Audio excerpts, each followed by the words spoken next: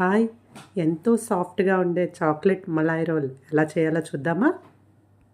ఇలాంటి ఒక గిన్నెని తీసుకోండి. ఇలాంటిదైనా పర్వాలేదు. ఇందులో డ్రై కోకోనట్ పౌడర్ని తీసుకొని దాన్ని ఇందులో ఒక లేయర్గా స్ప్రెడ్ చేసుకోవాలి. ఇలా ఒక లేయర్గా స్ప్రెడ్ చేసుకున్న తర్వాత వేరే ఒక గిన్నెని తీసుకొని దాంట్లో 1/2 లీటర్ మిల్క్ తీసుకోండి.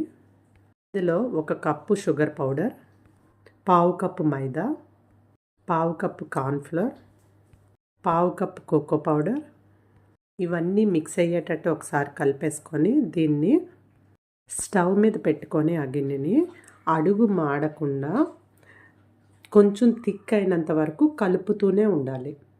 ఇది ఒక 5 మినిట్స్కి థిక్ అయిపోతుందండి. ఈ థిక్నెస్ వచ్చిన తర్వాత మనం స్టవ్ ఆఫ్ చేసేసుకుందాం. ఇప్పుడు కోకోనట్ పౌడర్ వేసుకున్న గిన్నెలో ఈ మిశ్రమాన్ని వేసేద్దాం ఇంకొక లేయర్గా. చూడండి ఇలా. దీన్ని ఈక్వల్గా స్ప్రెడ్ చేసేసుకుందాం.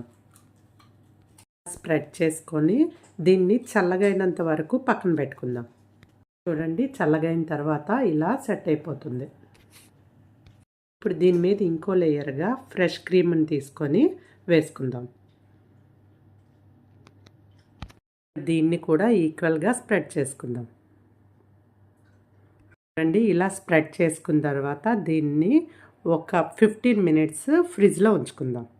చూడండి, ఫ్రిడ్జ్లోంచి తీసిన తర్వాత దీన్ని మనం కట్ చేసుకొని రోల్స్లా రౌండ్ చేసుకుందాం.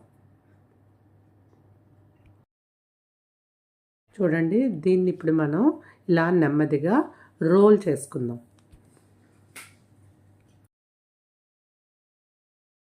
ఈ రోల్ని ప్లేట్లో తీసుకొని సర్వ్ చేసుకుందాం. చూడండి, మన చాక్లెట్ మలాయ్ రోల్ రెడీ అయిపోయింది. ఇది చాలా సాఫ్ట్గా ఉంటుందండి. చూడండి, కట్ చేసి చూపిస్తాను. చూసారా ఎంత సాఫ్ట్గా కట్ అవుతుందో? దీన్ని అందరూ చాలా ఇష్టంగా తింటారండి. చాలా సింపుల్గా అయిపోయే ఈ చాక్లెట్ మలాయ్ రోల్ని మీరు ఇంట్లో ట్రై చేసి టేస్ట్ ఎలా వచ్చిందో నాకు కామెంట్ చేయండి. Thank you.